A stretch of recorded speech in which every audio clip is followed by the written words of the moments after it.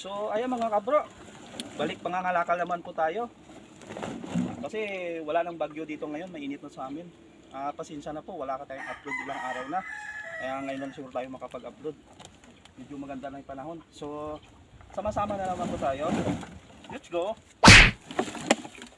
Ito yung mga kalakal na nilipad po ng hangin. Oh. Yung mga plastic.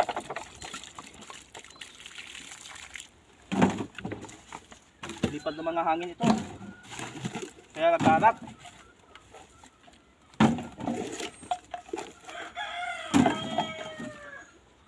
Ito mga mineral. Ito mga sombrero pa. Oh. Buo pa.